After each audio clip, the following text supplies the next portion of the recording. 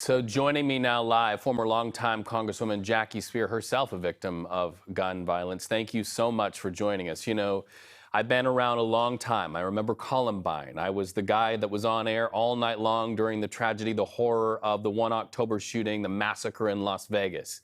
This cannot become our new normal. What's the disconnect here? Why, when the governor of our state says the solutions are right here in front of us, why can't we get those realized?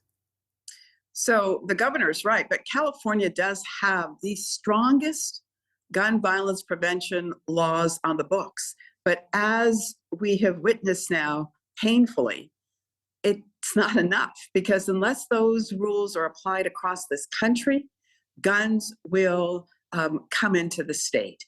And we have got to get real about this. But I must say, part of my great distress in leaving Congress was that it is an inept institution right now in terms of representing the American people. They represent a small group of people who control them like they are puppets. And universal background checks is supported by everyone, gun owners and non-gun owners alike, and yet we can't get that passed. This issue has become politicized. Governor Gavin Newsom, he really didn't shy away. He called out Republicans, specifically House Speaker Kevin McCarthy, on what he calls inaction on gun safety reform. Let's get your take on this, but first let's listen to what the governor had to say. Well, you just got to call some folks out. I'm still waiting for Kevin McCarthy, the leader of the House of Representatives, who purports to represent the people of the state of California, a proud and remarkable district in Kern County. We haven't heard one damn word from him. Not since Monterey Park, not what happened here, not one word. So your reaction to the governor's anger, calling out Kevin McCarthy, and then I want to follow up on what you said. You say, I'm assuming you mean the Republicans representing a small group of people, using your words. Who is this small group of people, and what do you think about what the governor said? Well, I mean, the governor is laying it at the foot of Kevin McCarthy, in part because Kevin is from California. But the problem exists not just in the House. We have been successful in passing any number of gun violence prevention bills in the last Congress. I mean, we passed an assault weapon ban. We've passed universal background checks. They get stalled in the Senate, where there is not the ability to bring up a bill unless you have 60 votes because of the filibuster. Now, we were in a position, still are in a position, where we could get rid of the filibuster. But we had Joe Manchin and Kristen Sinema, who were really siding with the Republicans in that regard.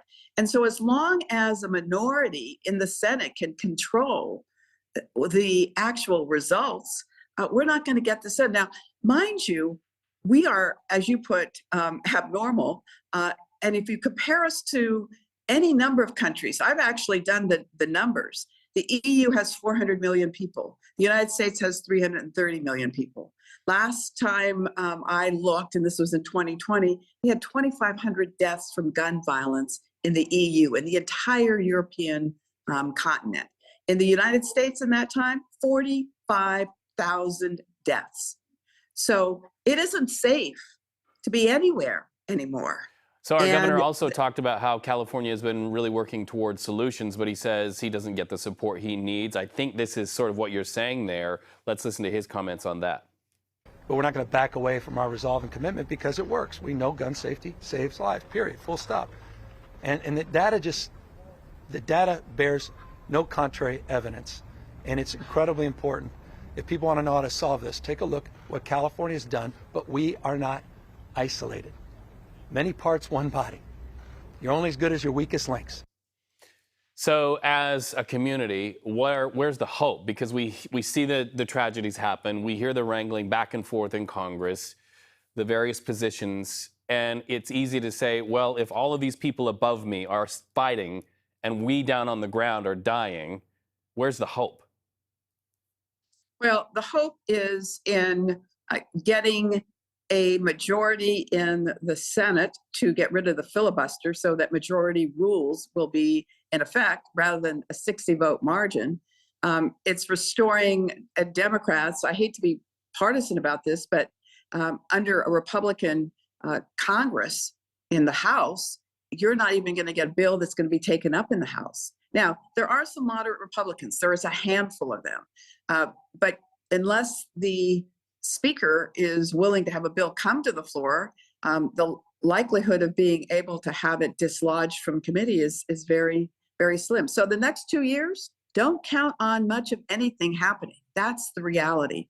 Until the American people rise up on a level that puts a backbone in some of these senators who feel that they cannot cross the NRA or any number of other groups that exist in this country, we're going to continue to see this bloodshed. And it pains me in ways that only a few of us experience, because it's still a minority of people who are victims of gun violence who survive. But think of all the children in this country who have done these drills. It is now part of their existence. And it's wrong on so many levels.